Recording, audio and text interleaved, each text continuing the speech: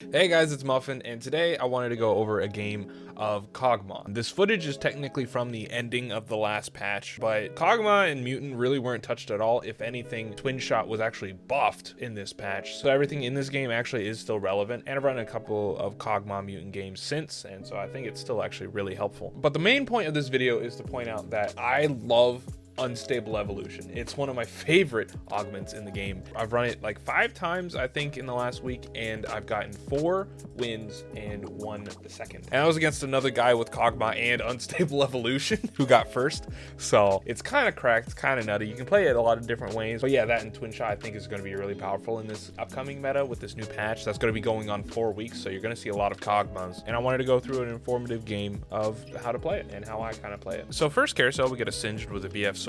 For me, this is a typical start. I tend to transition a lot into Jhin. Infinity Edge is just a good item on a lot of different comps and can be put on most carries. On 1-3, we get a Garen Tooth in our shop, which is hard to pass up. And for our first augment, we get Unstable Evolution, which, as I said, I think is absolutely broken. I was streaming this on Twitch. Everyone thought it was crazy that I was grabbing this before even knowing what the mutant butt was, but I honestly don't care. I don't care. I just think it's that good. Whenever a mutant reaches 2-star, or when you get 3 of them, add them together, they gain 600 health, 40 attack speed, 40 AD, or 40 ability power. So it can get any of those 4 options, and they stack. So if you get a 3-star mutant anyone, they get 3 of these buffs. And it's really great with a Kog'maw carry. It can be really good for Malzahar, though I'd say Malzahar is a little bit more sus, but Kai'Sa it's really good for, and also it's really great for Cho'gath because Cho'gath can beef up a lot faster if you can give him to a 2-star. I don't know, I really like it. It also helps Kassidan carry a little bit more into the mid game. Normally I throw him away early on because Kassidan kind of sucks in just regular mutant, and if you get a mutant spat, you can throw that on basically anyone. I think in this one I throw it on a Jhin. But I'd say if you are contested on Kog'maw, then you probably want to go to level 8 fast as possible and try and get Kai'Sa on your board. But yeah, anytime I see unstable evolution, I always go for mutant. Even with adrenaline rush, which it ends up being in this game. Other than cybernetic augmentation, I think is what it's called, where you get like a buff for having an item on your mutant. I don't really like that one. Hyper adrenal glands kind of is a Kog'maw push, and so from here on we're gonna start looking for items for Kog'maw. Also picking up a Graves in the shop, so when we do get Kog'maw, we can have a twin shot. And our board's not that great, so we just kind of lose streak until the second carousel, which gives us item prio, which we love. It's great. And there's actually a Kog'maw with a bow on it, which is perfect. We want a Rage Blade, probably a Runon's Hurricane, as well as a Hands of Justice. I'd say those are probably some of the best items for him. Get him attack speed so that with hyper adrenal glands, he'll just be shooting almost non-stop like a freaking Gatling gun, especially if we get twin shot in there. And now we don't have to go searching for our first Kog'maw. And I like to put my units in this little formation, 3 in the back and 1 in the front. Normally my unit in the bottom left is another protector like Kassidan, or maybe another tank unit, just in case there's any blitzkrieg in the game. Then at least he's grabbing a tanky unit instead of,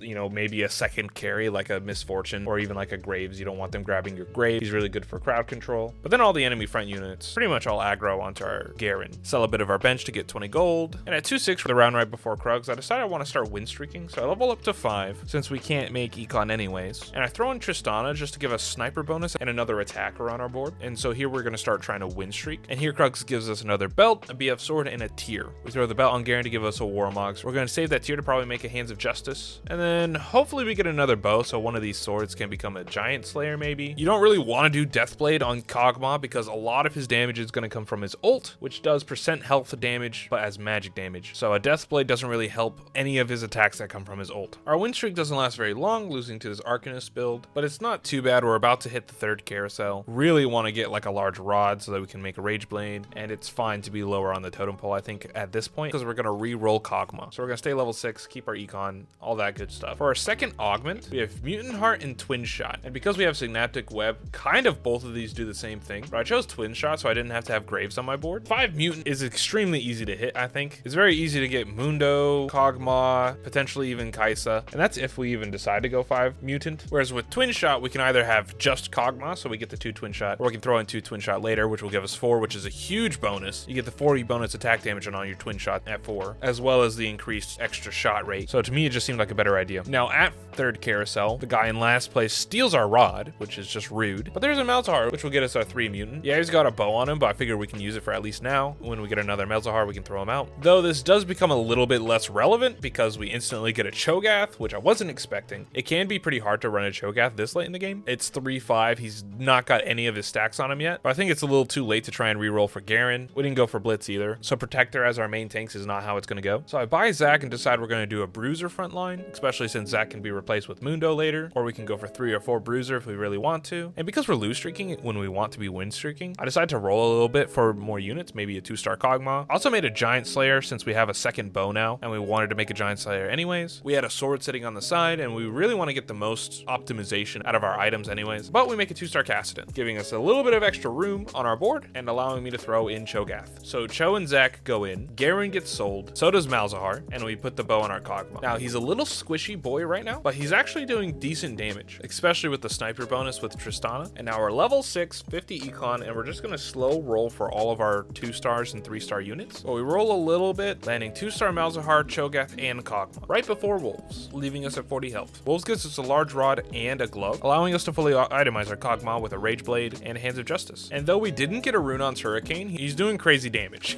Though we do still lose to this Samira comp, and we're still bottom fragging, so I decided to put the cloak and chain vest that we had sitting on the sidelines onto Cho'gath to make a stone plate. Should have done that earlier. I don't think we had any hopes for those items anyway, so they should have been tank items immediately. And Guardian Angels isn't going to help us much because the second that they kill Cho'gath, they're pretty much going to instantly kill Kog'maw. So Cho'gath's really the only one we care about being beefy and healthy as hell. We do land 2-star Zac, and now we're sitting with a 2-star Malzahar on our bench and about halfway to 3-star Cho'gath, Kog'maw. Cho'gath's now living long enough so that Kog'maw can really ramp up his attack speed with his Rage Blade. And on 3rd carousel, we do go for a Rod on a $5 Akali, who really sucked the last patch, IMO, but seems to be doing okay now. However, what we want from her is this Rod to make a Hextech Gunblade, which is a really good item on Malzahar, in my opinion. His cast doing consistent magic damage is really good for healing our Cho'gath. I don't know if you guys ever saw people running Protector Malzahar with a Hextech Gunblade, but it was insane. I don't know how that was legal. I never ran it, but it was very intimidating. I just always run a Hextech on my Malzahar. Again, just helping our Cho'gath keep some health on him. And we're even able to beat an early Jhin build with our 2-star Kog'Maw. All right, and for our 3rd augment, we get Exiles, Experiment 1337, and Stand United. Now, Exiles is normally a really good comp, but I think it makes our Kog'Maw extremely vulnerable to things like assassins and stuff like that, so we don't want him to stay by himself. And Stand United is not really where we're going because there's not too many traits we're going to be piling on in this comp, so I feel like Mutant Emblem is going to be the best thing for us. Giving either a twin shot or a sniper Mutant will also be great for them for the exact same reason it's good for Kog'Maw. And at 4-6, I decide to level up to 7 and throw in Kassidan. We've been kind of ping-ponging, and at this point, I'm not contested at all, so I'm fairly decently sure that we're going to get our 3-star Kog'Maw. There's only 3 left we need, but level 7 will give us better chances on our Zacs, our Mundos, getting 3-star Cho'gath, and 3-star Malzahar, which improving the entire team I feel like is a little bit better than hard focusing on 3-star Kog'Maw. Cho'gath and Malz are both doing decent damage as well. Yeah, we're going to keep rolling, probably at 7 for Kog'Maw, but getting the 3-star of the rest of these units is also going to help us out a ton. And Kog'Maw comes home of his own accord, apparently. Chickens give us just a little bit of gold as well as a Reforger. I don't think there's anything we need to reforge here. All of our items are pretty solid, even the Mutant emblem. Now we've got 5 Mutant, giving us a 66% chance of shooting twice, which is actually kind of really good.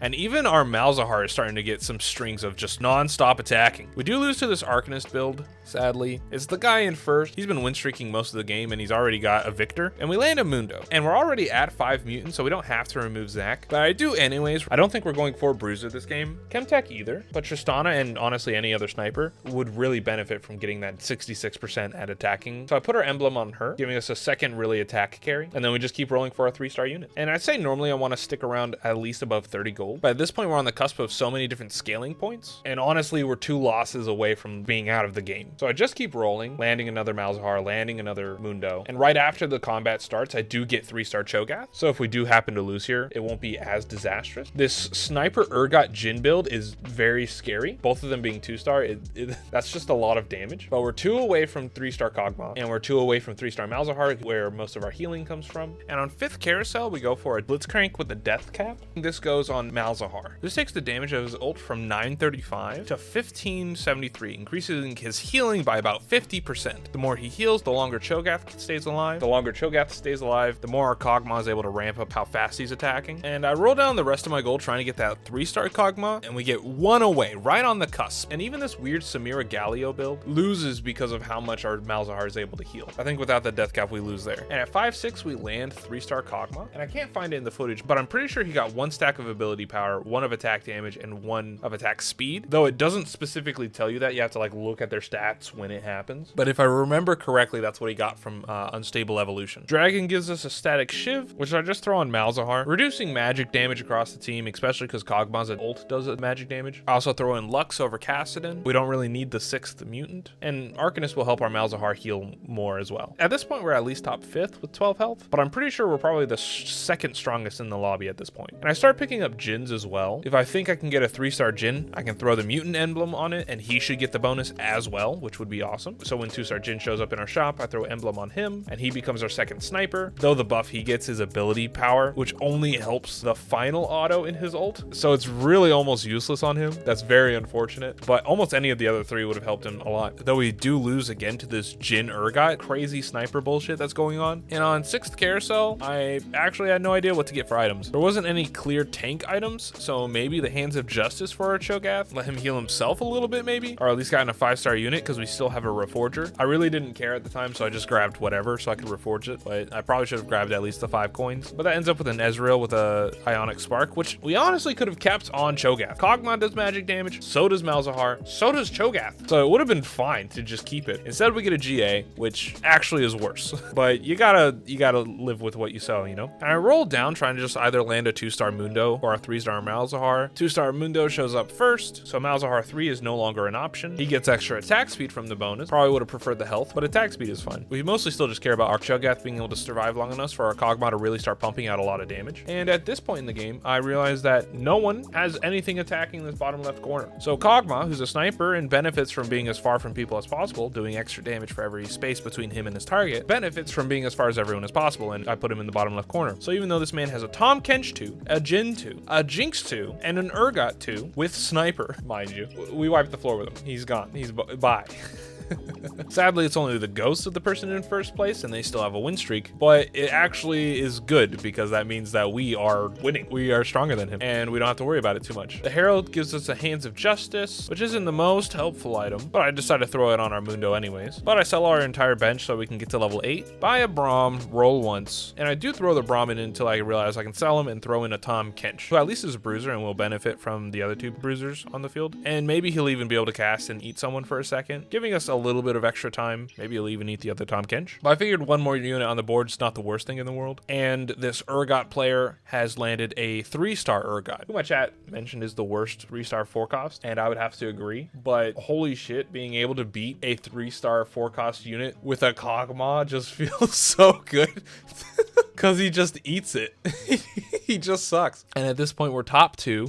Not about to lose either, because there's nothing he can do to us unless he somehow makes a Zephyr out of nowhere. But his comp is entirely designed to shred frontline units and then be able to destroy backline after the entire frontline's gone. And our Cho'gath just doesn't die. Our Kog'Maw's just insanely faster. And their frontline actually kind of sucks. Actually, let me look at this. They have 3 units in the back here with attack items, and their only tank items are right here on Tahm Kench, which is terrible because that means Tahm Kench is the only one who's not taking damage. And he still is because our Kog'Maw has a Giant Slayer and not an Infinity Edge. Bramblevest would have been fine if we had an Infinity Edge. We would not have been able to do enough damage to kill him, I don't think. It would have been taken forever. Except for our Malzahar also does magic damage and they have no magic resist at all. So even with a 3-star Urgot, their team is entirely terrible. Yeah, they did manage to get to second place, but if you ask me, it's still very weak. And yeah, we get a first place. We were able to beat a 3-star Urgot with our little Kog'Maw boy. Nice job.